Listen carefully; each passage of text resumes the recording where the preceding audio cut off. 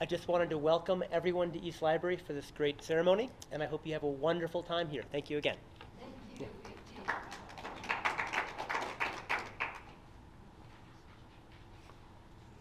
Hello, good afternoon. My name is Mary Hickey, and I am the Colorado Humanities and Center for the Book Programs Coordinator.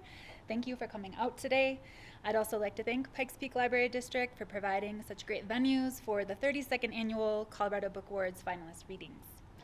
Thank you also to our sponsors, Unite for Literacy and the Colorado Sun. Today, I'm excited to share that Joanna Garton is our Master of Ceremonies. Joanna is a writer, running coach, and mother from Denver, and her most recent book, Edge of the Map, chronicles the lives of Colorado high-altitude mountaineers Christine Boscoff and Charlie Fowler, and is currently in development for transition to a feature film. Her next book, American Miles, is a distance running narrative featuring two long-distance runners from Colorado Springs and will be published next April by Rowman and Littlefield. Joanna. Hello, hello, hello, and good afternoon. Today, I'm pleased to introduce you to 5 talented writers whose books have been named by Colorado Book Awards selectors as finalists in the creative nonfiction and general nonfiction categories. The finalists from the creative nonfiction category will start, followed by the finalists in the general nonfiction category. There will be time to ask questions with each author after their reading, so please do ask some questions.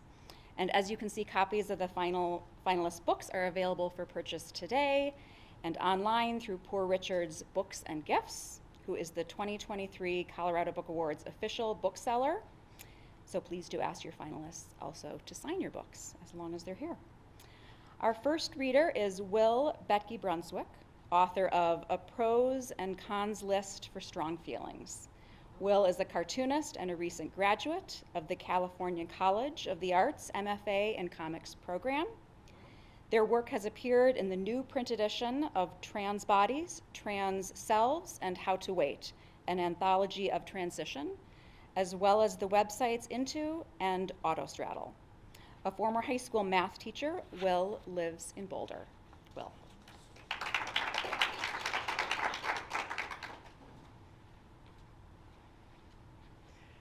Hi everyone, my debut graphic memoir is what I'm going to be reading from today, and it's a comic, so I'll be projecting it and then reading from there so that you can enjoy the pictures as well. It's a story about my family and my mom as she was dying of cancer in the 10 months between when she was diagnosed and when she died. It's a story about like love, family, hard dynamics, funny moments, and all of the in-between.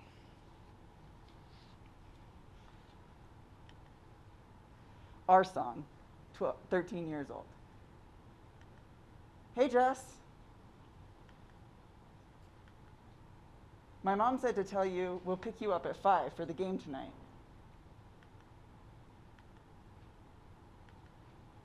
I'm gonna go with Nicole from now on. She listens to the radio. Not books on tape. Oh.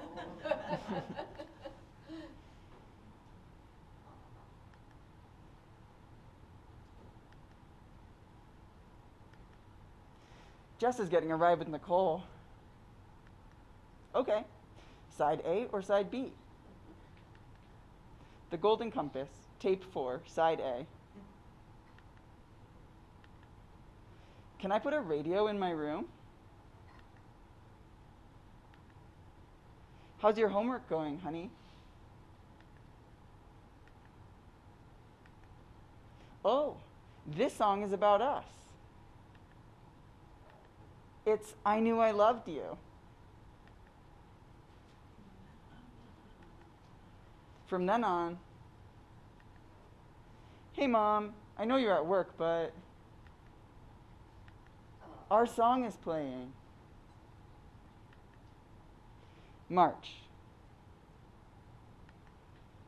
Diagnosis. Beep, beep, beep, beep, beep. Hi, Dad. When do you think you'll get here for your visit? What? Oh, I didn't end up getting on the plane. Dad? What do you mean? There's something wrong with your mother. She had an ultrasound, and they found innumerable tumors on her liver and lungs. Sorry, it's the doctor. I need to answer this.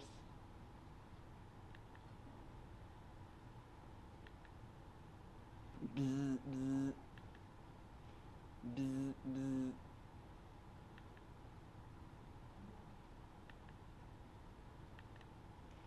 Hey, it's your mom. Dooger, are you okay? Are you okay? Yes, honey, we just need a little more info. It might just be this virus I've had all week. Do you have some friends around? Maybe go get some ice cream with Patty? Should I come home right now? No, Tooge, we don't know anything yet.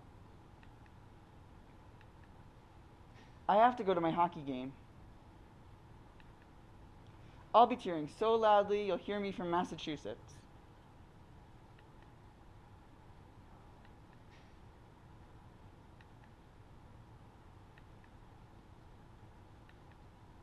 I think I need to go home tomorrow.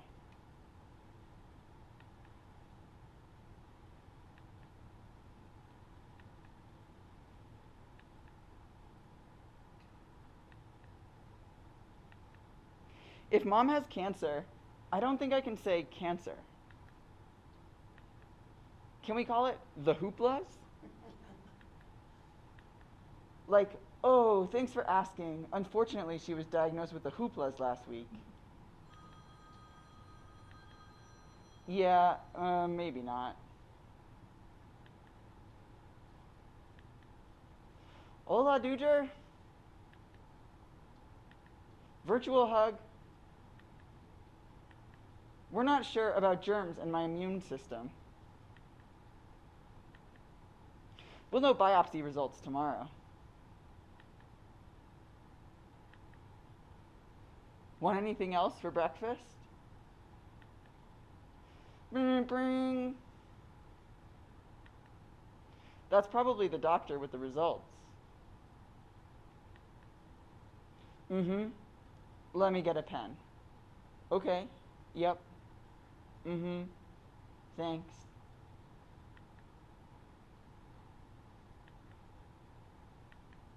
Innumerable tumors. Colon cancer. Chemo might give her time.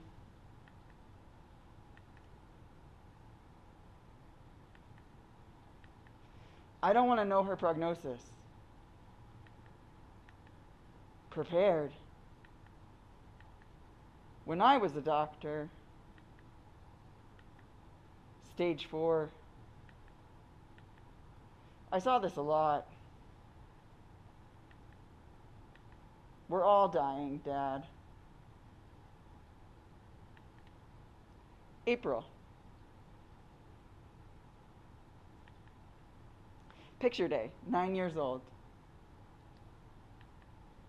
It's picture day. Will you write me a note again? Sure.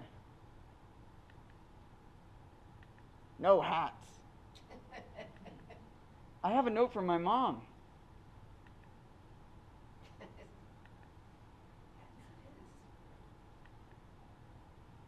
Visage. Tooge, I'm calling Visage. Want a haircut appointment tomorrow? Yeah, sounds good.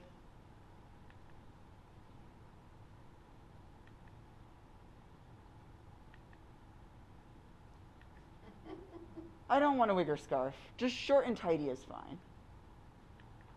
Beep. And that's my portable chemo pack. We've named him Baby Igor. Beep. All done. Beep. Genderqueer. If there's anything you want to say to your mom, I just don't want you to have regrets. I'm good. Hey, Moomin. Beep. I think Dad wants me to tell you I'm a boy. But I'm not. I'm genderqueer.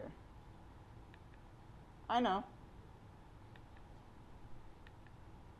Maybe you should read the Wikipedia page on genderqueer out loud to him. And the one on genderfuck. I've been going by Lyle on my Frisbee team. Cool. Wikipedia, genderqueer, blah, blah, blah, blah, blah. I had patients who regretted their sex change operations. Were you even listening?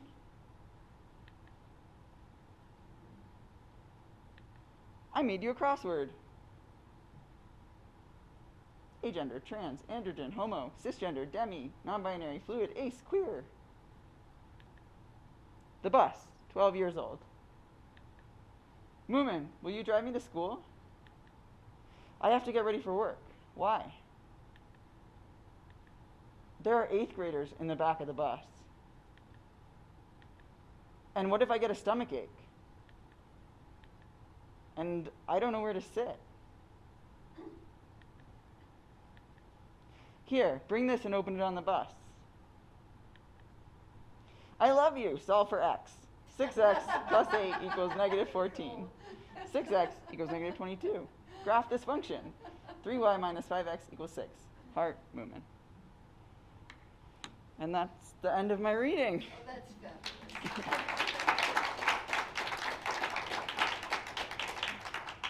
Did anyone have any questions? Do you have other various animal characters that you do? These in the book, it's all birds of different. There's sort of a variety of birds, but my family's penguins, and then my friend in the book is a turkey vulture. So there's sort of a mix. But then I do love to use animal characters for all my comics. So I have some that are. I just worked on a project with alligators and turtles. So yeah, definitely animal themes. Thank you so much.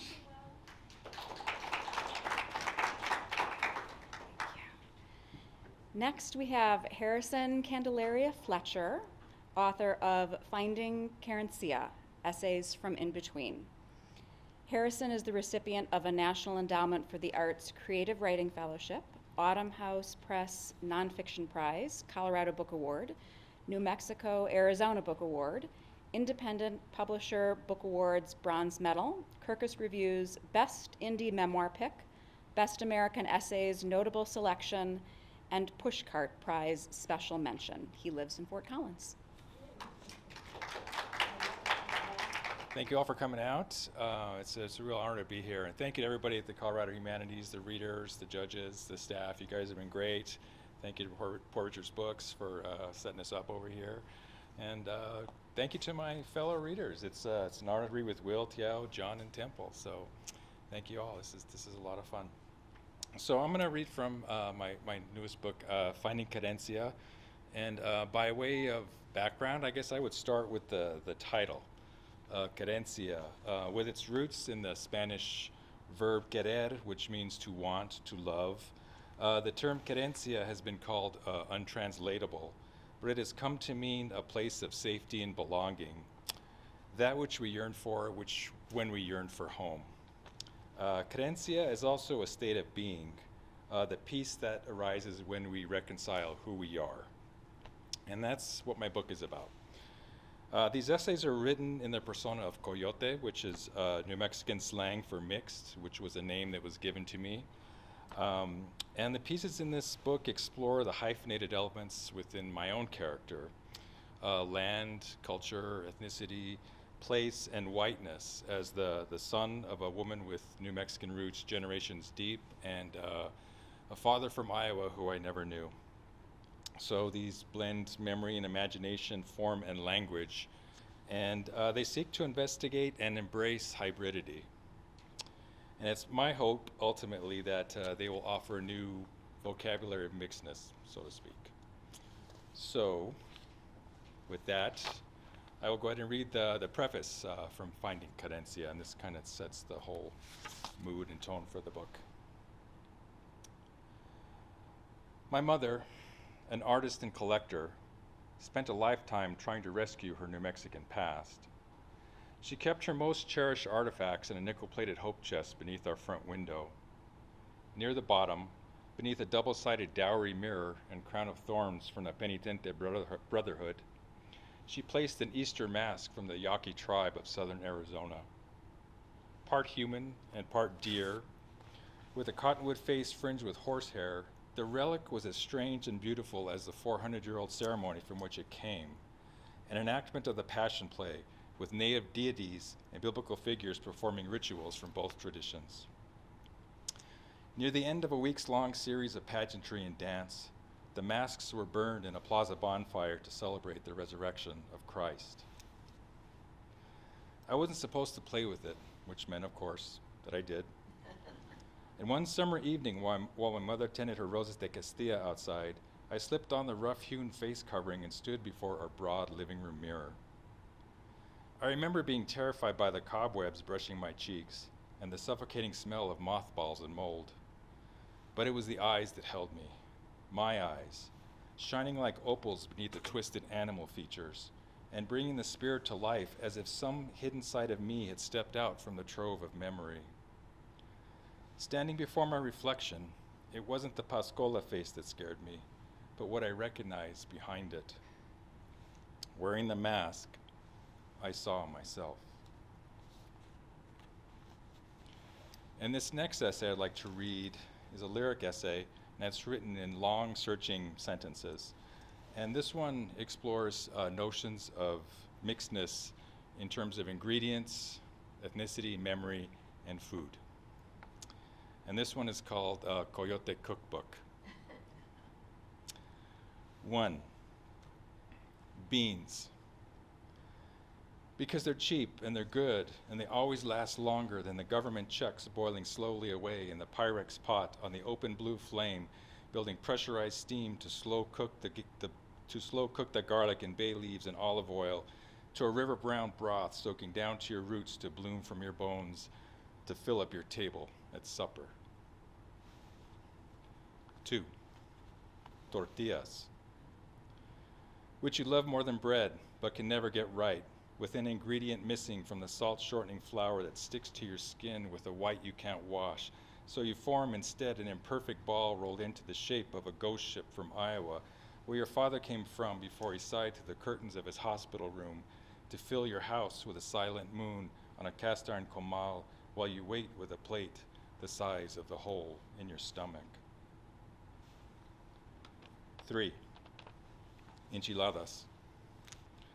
Rolled up tight or laid out and layered, like your mother's whole family in the back of the Buick, on a bed of quilts as warm as onions and cheese, while they drive from Corrales to Los Angeles again, so your grandfather can paint enough wartime destroyers to fill the 9 mouths fast asleep through the desert, with road stripes stabbing like forks and knives, to pull them apart before they're even done dreaming. 4. Hamburger meat and fried potatoes. Filling the whole pan like the family reunion in your grandfather's yard for the cottonwood snapshot of Uncle Mike and his Schlitz and Tony's Dean Martin Sheen and Uncle Sam's pointing finger, and everyone mingling like salt and pepper made moist from the steam to stick together to come undone like a mismatched salad of crispy and soft that still feeds you like nothing else can. 5. Chilindron. Because you never eat turkey on Thanksgiving Day, since your mother adopted stray ducks, geese, and owls and planted a branch of dried cedar in a tub of rocks from the river where the Christmas tree stood and said, being different is good. And if you really want to know, she's more Basque than Latina and made of garlic and red peppers and ham and chicken and lemon and white wine and Spanish olives and Roman tomatoes, still retaining their flavor while simmering whole. And isn't that the whole point of sustenance anyway? 6. Smothered steak. Your deceased father's favorite, pounded soft with a mallet until the muscle breaks down and the fiber gives way and the gold metal flour is forced deep into the folds and served up with gravy in drowned Southern style, like a history you don't know and a family you can't name and a serving you can't swallow, no matter how hard you chew. 7, oatmeal. Because your dogs will eat anything when that's all that there is. 8, pozole. Steaming the kitchen windows in red, amber, and green through the Christmas Eve boil or pork hominy garlic, you see your own face staring in from outside like the ghost on the ditch on the way home from school, with his hand raised hello like the dreams of your father, who was born on this day and now waits all alone with the photos in the closet to swallow the moths of memories that pass like snow drifting down into paper bag candles, filling with fragments of light. 9, cinnamon bread. Because it wasn't as bad as it might seem, and sometimes you woke from your afternoon nap to find your mother in the kitchen dusted with white flour and brown sugar sparkle, to make from scratch a kneaded loaf with a yin-yang eye spiraling straight toward a center uniquely its own, to show what she said and what you try to believe, that yes, being mixed can be good. That's it. Those are hard. Take a lot out of me. So, answer any questions you guys might have, or I'll just go take a drink of water. No. How are you different after writing this collection of essays? Good question. How am I different after writing this collection of essays? You know, I guess this is you know, my mixedness is something I've been wrestling with all my life, and I guess I'm a little bit more comfortable claiming my own space than I used to be, or not being forced to check a box on a census. You know, sometimes I check 2, sometimes I check no, sometimes I fill in my own space, which is a good feeling, I think. So thank you for the question. Yeah. Did you bring any pozole? Anyone? Pozole? Oh, I know. I should have brought some piñon or something. I could have shared it with you guys. Yeah. I love the way you do that with food. I'm mixed also, so Oh. I can really relate to your story. I was wondering why you decided to write a collection of essays versus a memoir, or do you see it as both? That's a good question too. Why did I write essays as opposed to memoir?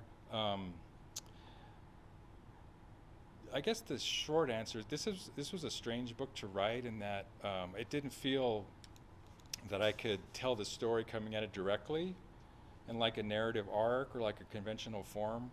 It just didn't feel right, and I kind of found those long sentences by accident in a way that kind of reflected what I was going through, which was kind of searching. So if I were to, you know, write a straight up memoir, it felt, I don't want to say imposed, but it didn't feel right. This was a book, since it's made up of, it's about hybridity, it was made up of pieces. And I think that was probably the most accurate way for me to reflect my mixed up self, I guess. You know, so mix and match all the forms. So. Are you a poet too? Oh, I'm a poet groupie, I guess I would say. I love poetry. I read a lot of poetry. I love the home cooking focus. I thought Oh, it was thank you. Absolutely great. Like, we can taste it. We've seen it on the stove in the kitchen. Oh, thank you. Thank you. You're making myself hungry over here. But thank you all. This has been great. I appreciate it.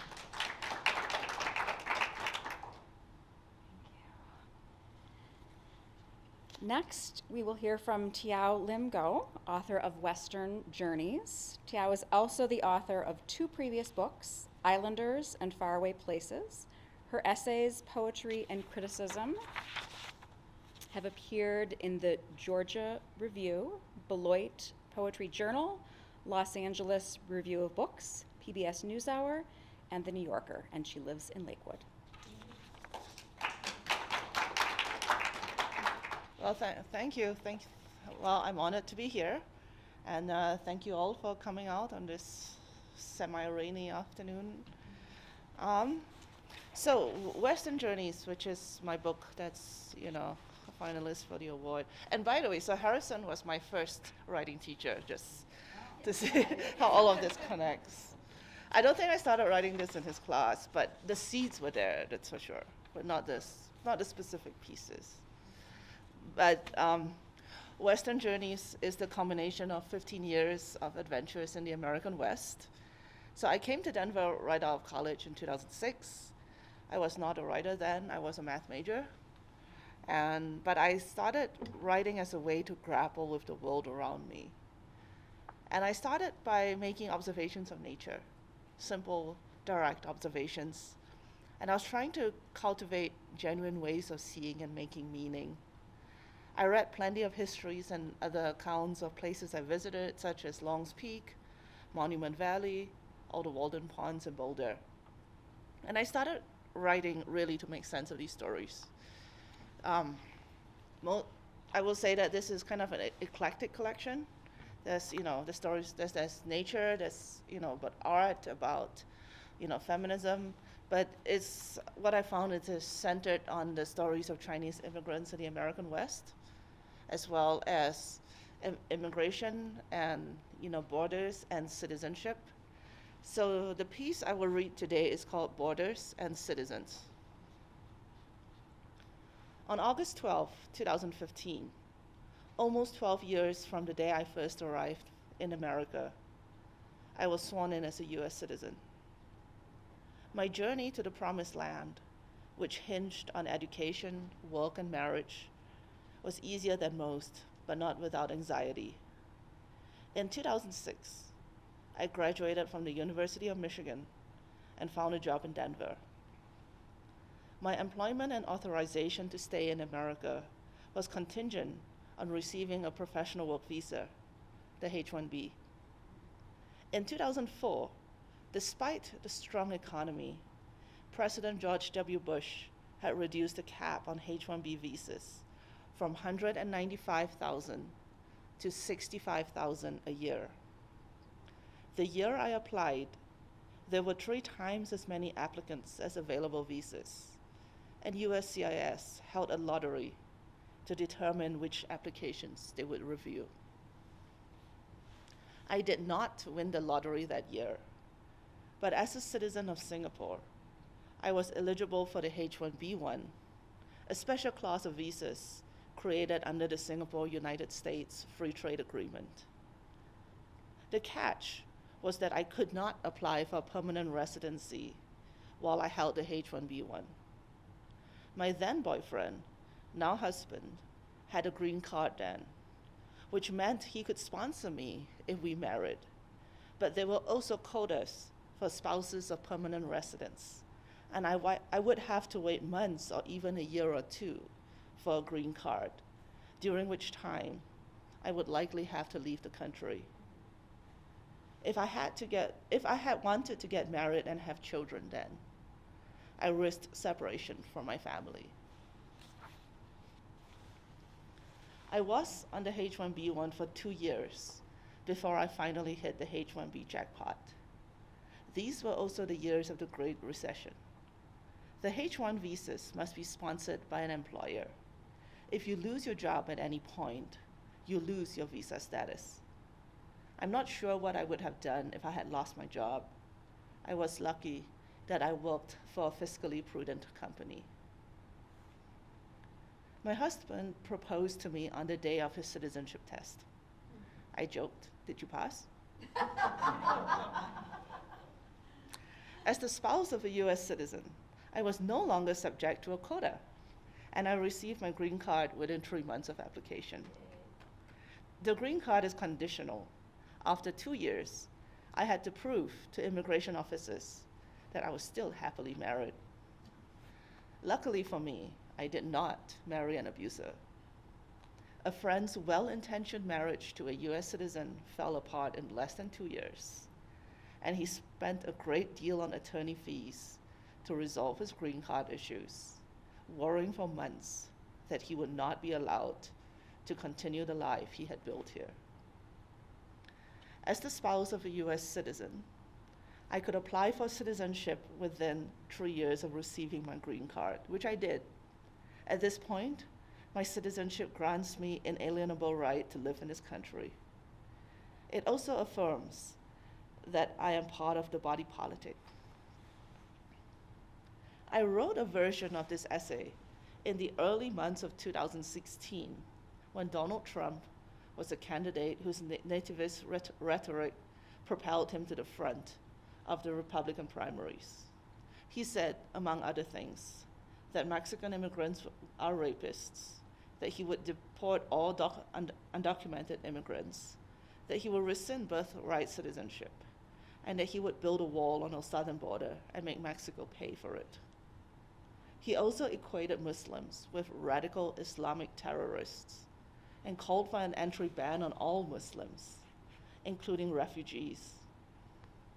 While he vacillated on some of the details, the overall message was clear. He wanted to restrict immigration on the basis of race and religion. Weeks after Trump's inauguration, he has already issued an executive order protecting the nation from foreign terrorist entry into the United States, which suspends entry from 7 Muslim-majority countries for 90 days, suspends the refugee admission program for 120 days, and bars Syrian refugees for the indefinite future. The order was effective immediately, which meant that a number of people were already in the air when the entry status changed. Chaos ensued at airports as immigration officers tried to figure out who was admissible and who was not.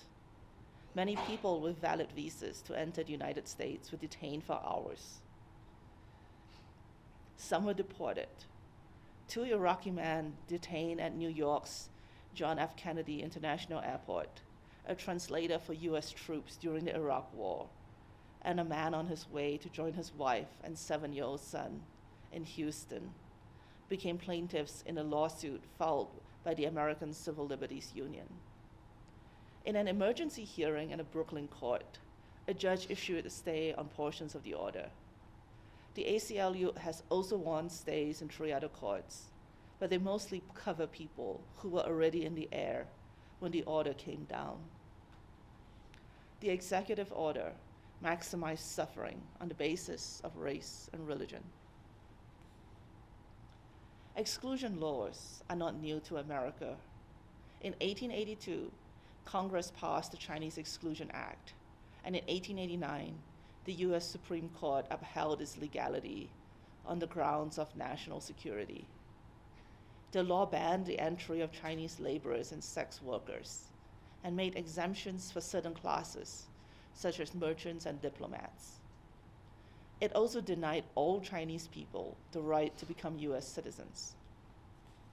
In practice, all Chinese at the border, regardless of their legal status or profession, were treated as suspicious until they could prove they were admissible. Merchants had to show financial records of their businesses.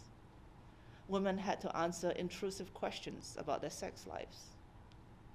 Family members were separately interrogated about the minutiae of their lives, from the location of the rice bin in the house to the number of steps to the front door.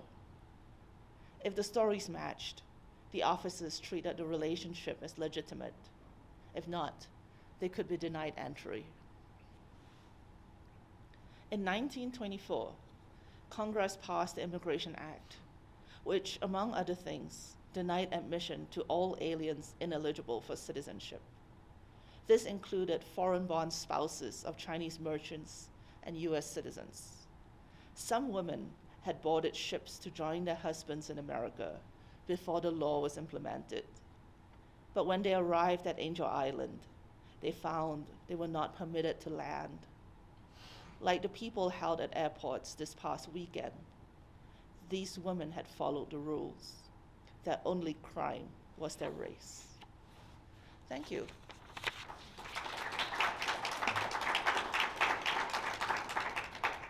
Happy to answer questions.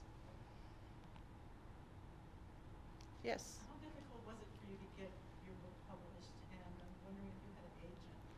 So this is published by a university press. It's the University of Utah Press. The university press process, you usually do not go through an agent. I pitched them directly. But to backtrack that a bit more, I felt that this wasn't a big publisher kind of book. I felt a university press was probably the more appropriate home, which is why I didn't go through the process of finding an agent and pitch the presses myself. Yes? Are most of the stories in the book like a mix of history and your experience, or do they lean one way or another? Like that one This was definitely one of the more mixed ones, but definitely I kind of take elements of history, I take elements of my experience. There are a lot of hikes in this book, you know, a lot of adventures to cat jokes. Yeah, there is one in there. You have to read the book to find it. Yeah, so I kind of, it's, you know, even though, because like Harrison's work, for example, is extremely experimental. And I feel that mine, the essays are individually fairly traditional, but when I put them together in a collection, I feel it's like a collage of like, you know, the different things here and there. And for example, Angel Island is the subject of my first book of poetry. So it does appear in a number of essays here in, you know, from various angles. So it's almost like a little like prism that you see the same subject over, you know, over different times, different times of my life, thinking about it in different ways. So, yes. You mentioned how you were focused through nature as an early writer in Colorado and probably other places. Colorado. Do you feel like, you know, after writing this book, maybe you walked away having a different connection with nature, or thinking about how immigrants and non-immigrants interact with nature differently? You know, that's a good question. So one of the things I would say is that I was the kind of kid who found like every excuse to skip PE class. And I never really went into the outdoors until I came to Colorado, because, you know, it's a different place out here. But a few things. One, for me, you know, nature was a lot about, when I first started to write, I was really trying to write nature descriptions like that went nowhere, but it was an exercise I realized now, it's an exercise I needed, because I was trying to name and describe what I saw. And it's almost to be like, you know, this is what I experienced, and I was trying to like express it. And in terms of how different people experience nature, my favorite examples, like, well, you know, I live in Colorado. I like to hike in the Rockies. I do think the mountains are beautiful and sublime, and it's, you know, for me, it's a recreational space. But for the Chinese immigrants who built the Transcontinental Railroad, who are up in the Sierra in a winter that may or may not be worse than this past winter, but pretty bad, you know, I don't think, you know, they thought of the mountains as sublime. They probably invented like a few new swear words, you know. So, but I do think that, I mean, I think we all experience nature differently, and we all have our own kind of personal, private responses to it, which, you know, and sometimes it's something that's private, but it's definitely interesting to see what, you know, and also to think about how, you know, the view of nature as, you know, beautiful and sublime and almost like a curative thing is not necessarily true for everybody. Yes.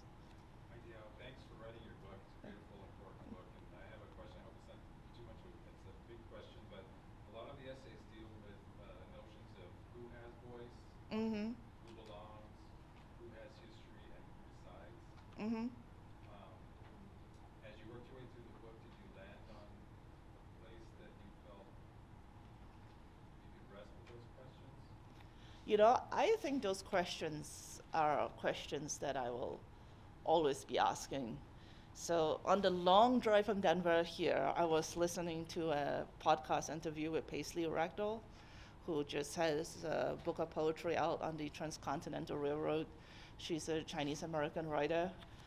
So the book kind of focuses on the Chinese experience, but not necessarily the Chinese experience. And one of the things that I really like about what she does in that book is even though she is, a Chinese American person, and therefore writing from, the marginalized point of view, so to speak, she's actually questioning how she herself is creating these histories.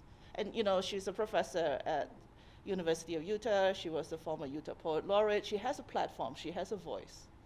But she's also asking that, even though she's not, writing from the dominant position, so to speak, she's also asking, like, am I doing this right? What biases am I introducing into this work? And I feel that those are questions that I will continue to ask. And for me, I've come to a place in my life where I do have a voice, and I always want, one of the things that I want to keep doing, and I hope that I do, is to keep asking, like, how do I use this voice that I have? How do I use, the platform that I have to tell stories? Because I have my own biases too. I have my own blind spots. And when it comes to history, a lot of times when there's all these gaps in the archives, you are speculating.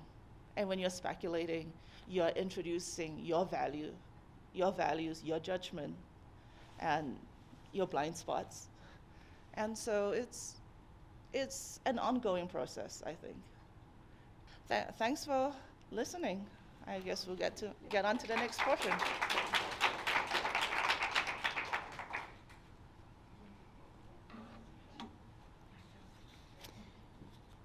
The other finalist in the creative nonfiction category is Erica Kraus, author of Tell Me Everything, the story of a private investigator, and she could not be here today, unfortunately. You can find copies of her book at the book sales table.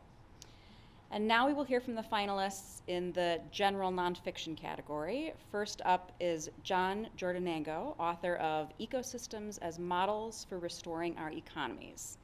John began his career in ecological restoration throughout the Western U.S. in 1996, and while studying business in the 80s, he became intrigued by a universal challenge, preserving Earth's ecosystems while meeting humanity's economic needs.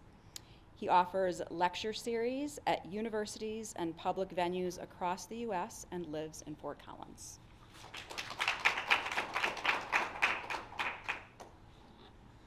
Thanks so much. I appreciate that. It is an absolute pleasure being here. I feel like we could have half of us, carpooled from Fort Collins. But we didn't. Then we'd be stuck together for the next 3 days, and who knows what would happen.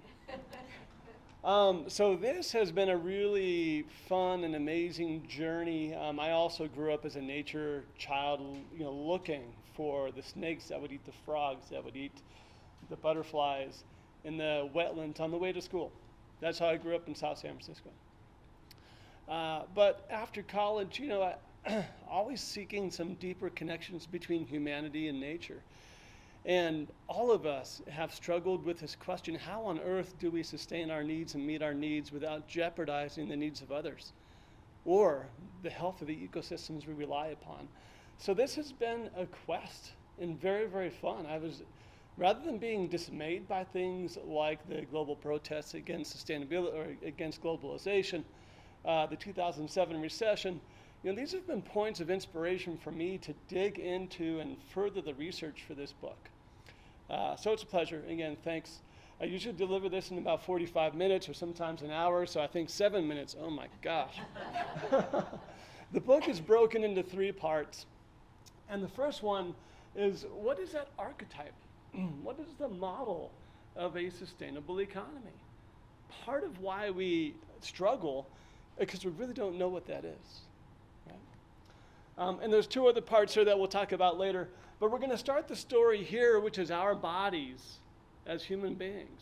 We can go all the way down to the subatomic level, right? But that's too boring. So our bodies are way more interesting. And so if we were to look at any of your bodies and you ask the question, what is it about you that allows you to survive as long as we have? How are our organs integrated, and how do they interact so that you know when to breathe, when to eat, when to make love? What is that, right? And we have developed this germ theory of disease to a point where we understand our bodies more than almost anything else. But something more interesting has happened is that we actually look at what we call these homologs, right? Other mammals, rats, pigs, other primates, to learn about disease and threats to our body so we can actually develop things like vaccines to diseases. It's pretty remarkable. So, but the question I really enjoyed was, well, what happens beyond the body? We have these nested systems from cells to tissues to organs to entire bodies, right? But beyond the individual, when we look at populations, our knowledge that starts to break down. Now, lo and behold, we put a couple different species together in a community, and our knowledge really starts to break down. If we put many communities into an ecosystem, those organs that we talked about that we know so well, the interacting components, we haven't a clue. So this has been really, really fun for me as an ecologist and starting off as a business student to see these relationships between not humans and primates, but ecosystems and economies. So we see this increasing complexity. This has served our natural world very well. But we also see these nested systems and this increasing complexity in our economies, from businesses that are nested in industries that comprise sectors that comprise our economies. But also, again, we really don't know what the structure of the system is. So part 2 of the book, after asking questions about capitalism and socialism and communism and our loss of direction in the field of the dismal science of economics, and it dives into what are those foundational components. And this is going to feel squishy, right? Because we as humans, we are so accustomed to thinking of tangible things, the things we can touch, our skin, our lips, our organs, right?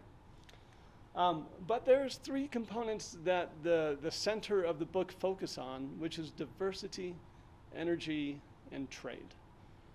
And this is squishy. We can't touch these things. It's hard. Because mostly what we focus on is context. It's our social context, our cultural values, our religion, sexual identity, things of that nature, our government formations, right? Our environmental context and our industrial context. This is a classic picture of sustainability, right? The social, environmental, industrial pillars of sustainability. But do we ever ask, well, what is the foundation upon which those pillars rest? Right, what is it? So this is fun. I enjoy this. The first one, diversity, we love. Now our first reaction to diversity is human diversity. But of course, nature is far more diverse than just one species. And so now the basic unit of measure in diversity is what? When we think about diversity in nature, what is it? What are we counting? It's the species. How many species, right? Now, the first chore we have in understanding the relationship between ecosystems and our economies is, well, what's the equivalent measure of diversity in an economy? And it's the business. Now, the challenge is that there's actually all of these threats that are constantly attacking our ecosystems, but it does not detract from the power or the resilience of these systems. It actually makes it stronger over time. Right? All of these things are constantly happening in ecosystems, but we almost don't recognize it as human beings. Now, the chapter on diversity does I really enjoyed looking at the play back and forth between diversity in economies and diversity in our ecosystems and seeing that interplay. And there's 7 forms of diversity, and of course we don't have time to talk about all of those, but more important is all these benefits of diversity. And we see these same benefits in our economies and in our ecosystems. Now, the literature and the research clearly supports the top 5. The bottom one there, greater human fulfillment. There is no research that shows that a more diverse economy is going to fulfill humans better. But I think we feel that, right? Imagine an economy with only one sector or one business. Would you all be fulfilled there? Of course not, right? So energy, the chapter on energy it doesn't go into physics or anything of that nature. It's much more simple than that. And we're going to cut to the chase. We're going to ask a question. Is that, well, what happens when we actually transfer energy into an ecosystem? What happens when we do that? It turns out that was one of my first research programs in CSU back in the 90s. Went to graduate school there. And 200 studies across the globe, not one, 200 studies, show consistently that diversity declines when we transfer energy in. That's something that we don't ever think about. What is its impact, right? And so now in ecology, the form of diversity is nitrogen. It's an energy metabolite, essential to the energy development in the storage house of most life. So the question is, well, do we see the same patterns in our economies? And so here is a graph of energy over the course of through the Industrial Revolution, through the 1900s and 20th century. And this blue that's largely this exogenous energy, this energy transfer into our ecosystems. And so it turns out, there's where my wife is from in northeast Nebraska, Oakdale, very small community, was thriving with diversity in the late 1800s. Their mill went bust in the 1930s. So we're going to see this progression over time. Fortunately, there was a bigger mill, Neely Mill, that was able to handle and produce this diversity in the region that went bust in the 1950s. And there's this really sharp increase in energy after that. So I was on an economic research trip in Kansas and through the Midwest a couple years ago. I was like, oh, finally there's a large enough mill to handle some regional milling needs, until I arrived. And it went bust in 2019. It was just a coincidence, I tell myself. But so we see this relationship, and it turns out that there has been this great economic extinction event. And so now, and it's not just the mills, and yes, we've seen a massive ramp in extinctions of things like paper mills and logging mills as well since the 90s. But 300,000 bakeries. Now this is already still making me hungry. Sorry. 300,000 bakeries extinct over the last 100 years. 700,000 manufacturing businesses extinct in the last 100 years. 5 million farms extinct. This isn't globally. This is the United States, right? And so what? Well, it turns out that manufacturing businesses create 7.5 jobs, indirect jobs for every direct job compared to retail and such. So there's a lot more to the energy chapter and the energy picture of this story, and I really enjoyed debating whether or not energy was really the driving force in that diversity loss or if it was something else. So I debate that in the book, and that's a lot of fun as well. I'm not going to tell you what my answer is, but anyhow, trade. We don't have time to talk about trade, but interestingly, just as the organs of your body interact so you can be a whole self-regulating entity to live as long as you possibly can, right? The components, diversity, energy, and trade, they have these very interesting interactions. And those interactions, I find, are more interesting than those components themselves, right? And so it's interactions that allow us to sustain ourselves as human beings. And we can ask the question, well, how do we manage those interactions to sustain our economies to the benefit of every single human being in every region across the globe? So with that framework, the final part of the book is about, well, how do we restore our economies? What does that look like? If ecosystems are this wonderful archetype for our economies, how do we put that to work? And my work over the past 25 years has been restoring highly damaged ecosystems. That's my primary job, my primary business out of Fort Collins also. And so I put that to work in this third part. And there are several chapters and a lot of fun. And I hope, if anything else, it pushes every reader to think about how do we face the next generation of conservation and sustainability, not just here in Colorado or regions, but across the globe. And so I hope that you do enjoy this. And I do donate 100% of the profits to agricultural restoration, because that is the foundation of our economy that we cannot survive without. And it has suffered tremendously There's 5 million farms lost over the past 100 years. But anyhow, thank you so much. It's been a pleasure, and it's just a pleasure to have so many wonderful other authors in the room to share this space with. If there's any questions, I don't know if we have time, but. The path of greatest resistance. The path of most resistance, yeah. Yeah. Yeah, that's Flip that odd, huh? Flip that one. Yeah. You know, yeah, I think our pursuits economically have been a path of least resistance. What's easiest, what's cheapest, how do we use energy to further our means, regardless of what it means for others? But this idea of resistance in nature, we have all these threats against an ecosystem.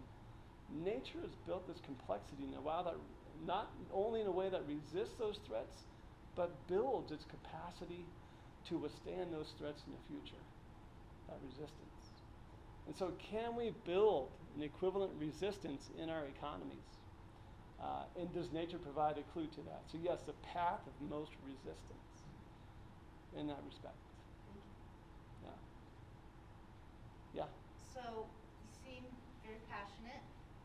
You have a smile on your face, but I'm wondering if your book has a hopeful outcome. Absolutely. Yeah. Yeah, I didn't have time to put the quote on there, but the very last quote in the book is that the greatest American economy is not some golden era of capitalism of the past, it's that which lies ahead. Absolutely.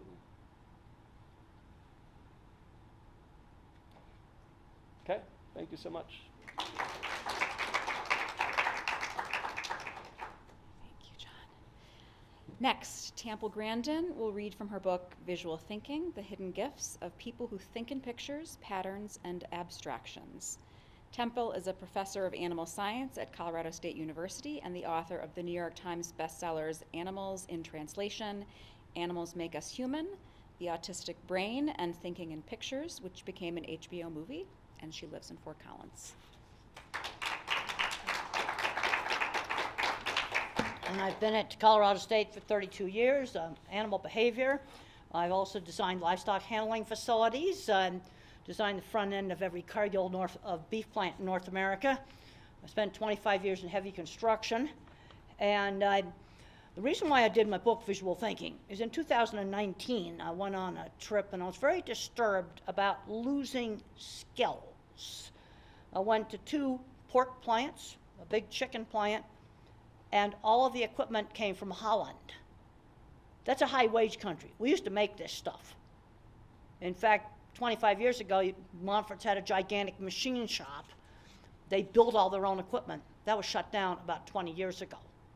And the people I worked with are retiring out. And then I went to the Steve Jobs Theater and the structural glass walls from Italy and Germany.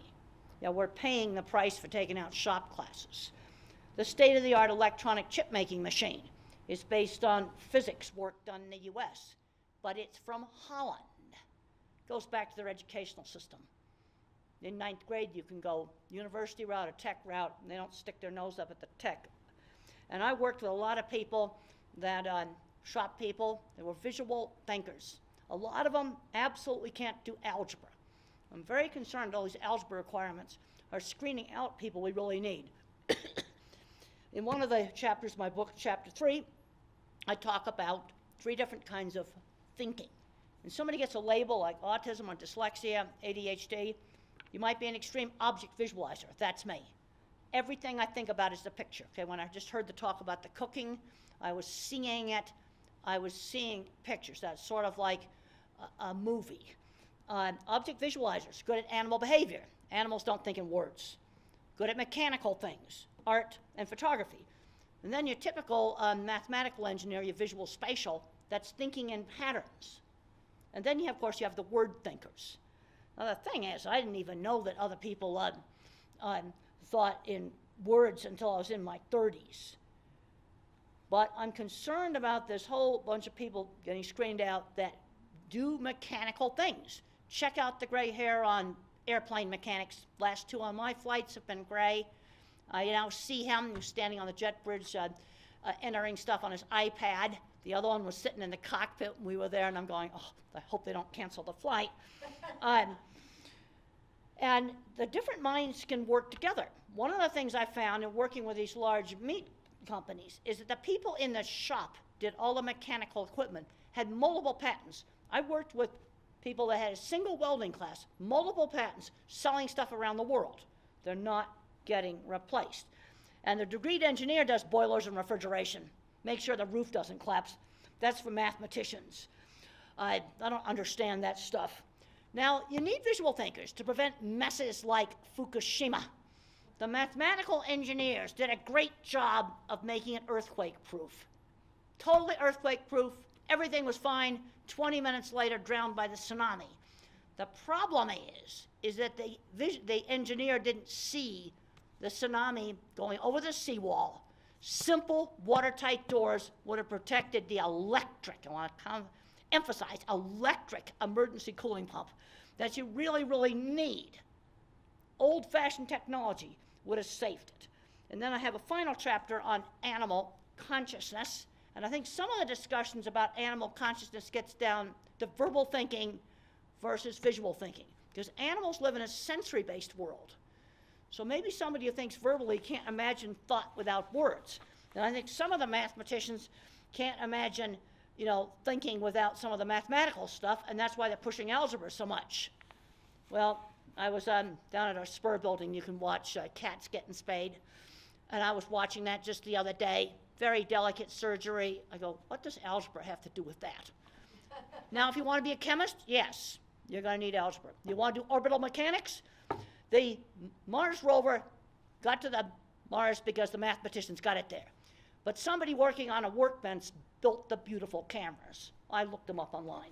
So I'm going to end up reading a short passage out of my book. The first step towards understanding that people think in different ways is understanding that different ways of thinking exist. The universally accepted belief that we all are hardwired for language may be why it took me until I was nearly 30 to understand that I am a visual thinker. I thought everybody thought in pictures. I've now deviated from the book. I have a hard time reading out of the book. I thought everybody thought the same way I think. I do a lot of talks to business leaders, and I tell them the first step is you have to realize different thinking exists, and you need the skills. I'm also autistic. I didn't have language until I was 4. I didn't read until I was 8. And that was with a lot of tutoring in phonics. The world didn't come to me through syntax and grammar. It comes to me in images. That's the way the world comes to me. I really do think in pictures. And just like I said in my TED talk, the world really does need all the different kinds of minds. And I'm very concerned that some of these kids that think differently are getting screened out. We need to be putting all the hands-on classes back into schools. They started doing it in Poudre Valley, but then I found out they wouldn't let special ed kids take shop. Let me tell you, 20% of the people I worked with out installing stuff in Montfort plants and Cargill plants were either dyslexic, ADHD, or autistic, undiagnosed. Special ed builds the stuff. We need the skills. And, any questions? Okay, right there. I used to live on Kauai, on the west side at Makawele Beef. I toured their facility. They had a corral there that you designed. Oh, I've got a lot of corrals out there. I have a website, Grandin.com. It's got all my livestock stuff. TempleGrandin.com for autism. And I also want to add that I've taken my book money and my speaking money, and I've put over 20 graduate students through school. And I now have 3 of them that are professors. And so did you visualize that corral? Obviously that's how the idea came to you. I don't know if the... Well, what I originally did, when I first started out, I got down into chutes to see what cattle were seeing. People thought that was crazy. But if you think in pictures, obvious it's to me to look at what cattle were seeing. Okay, I guess if you think verbally, you wouldn't think about what cattle were seeing. Okay? I'm not sure if I'm saying this in the right way, but I'm thinking of images like a camera sees objects. Do you make diagrams? Do you create patterns of diagrams Well, I don't think in patterns. When I think about patterns, I get science and nature, and I'm amazed at the beautiful geometric patterns that are in pores of cells. They're in viruses. They're in low superconducting materials. I know they can be explained mathematically, but they're geometric patterns. Now, I think in photorealistic pictures. Okay, no, it's pictures when I'm listening to the reading. Now, of course, previous speakers had a PowerPoint presentation, so then I tend to see that. But when I'm just hearing text being read, I see pictures. And then some very abstract things, like algebra, I don't understand that. Well, as an architect, we make blueprints. No, We no. make diagrams. Oh, I've drawn plenty of blueprints. Okay. Well, let me tell you something I had to learn how to do. I had to learn how to take the pictures and relate them to the drawings. And the way I learned that, thank you, Swift Plant, for having a beautiful set of hand-done drawings. This is early 70s. I walked around that plant for 2 days until every line on that drawing I could relate to the structure. And one of the things that you really have to learn is that a little square on the drawing is a column that holds up the roof. And I had to learn that by looking at the column and then looking at the drawing. And then when I drew drawings, I would see the structure as I drew it. Cool. Thank you. And one of my big concerns today, as far as drawings are concerned, is some of the CAD drafting is just terrible today. They leave out all the detail. I had a drawing 4 years ago where it was steel and concrete work. They didn't draw the rods in, the reinforcement rods in. Major engineering firm. Yeah, I went- God's in the details. Yeah, like draw the rebar replacement in the drawing. It wasn't there. I said, and I marked it all in pencil. I said, take it back to that fancy engineering firm and have them draw all the reinforcement rods correctly in that drawing. Putting it on the written specs is not sufficient for the people working in the field. That was 4 years ago. That was relatively recently. Good for you. We'll leave out whose drawing it was. Okay. As far as you know, do you think that many industrial organizational psychologists kind of have the same views of the types of thinking there are? Do you think that they're actually maximizing that information? Well, I think a lot of them are verbal thinkers. And I think like in California, I don't know if I could graduate from high school, because I've never have passed an algebra class. And what saved me was majoring in psychology. I had to be tutored to get through statistics. I got a C in it.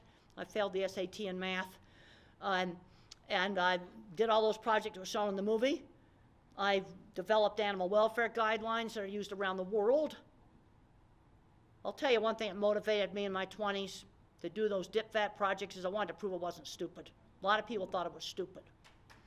But the thing is the photorealistic visual thinking is a different kind of thinking. So those kids that then go into shop class, I'm watching them inventing all kinds of complicated equipment and patenting it and selling it. But the problem is those people are retiring out.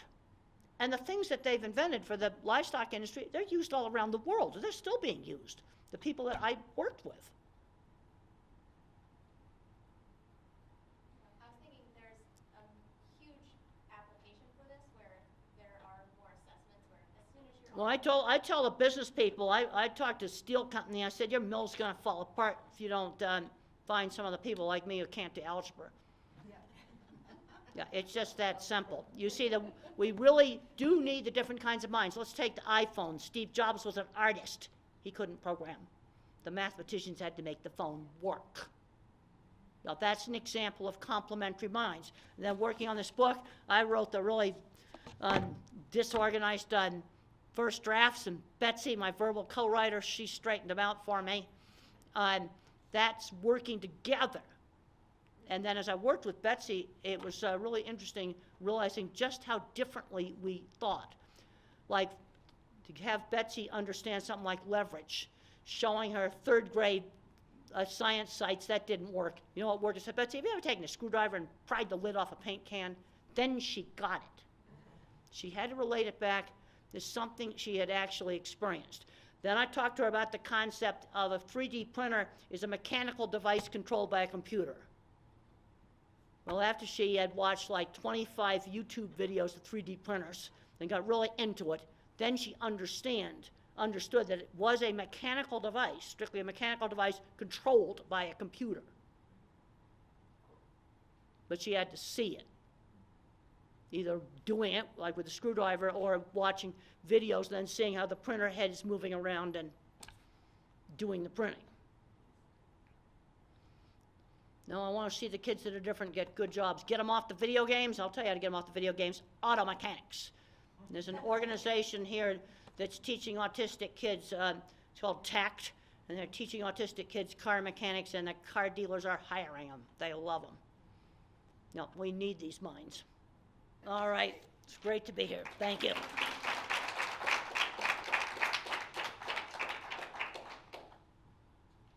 Thank you, Temple. Unfortunately, the other finalist in the general nonfiction category, Craig Childs, author of Tracing Time, Seasons of Rock Art on the Colorado Plateau, could not be here today, but copies of his book are also available for sale. Thank you to the Pikes Peak Library District's East Library staff for hosting this reading, and thank you to the Colorado Book Awards entrants, selectors, judges, and volunteers, and to Colorado Humanities and Center for the Book staff. We hope you'll join us at the beautiful and historic Penrose House here in Colorado Springs on Saturday, June 10th, 2023 for the Colorado Book Awards finalist celebration and winners announcements, which will include brief readings by the winners and a reception. To secure your ticket or learn more, please visit coloradohumanities.org. And thank you for coming out to support Colorado writers. We look forward to seeing you at the rest of the readings and the celebration, and don't forget to get your books and get them signed. Thank you.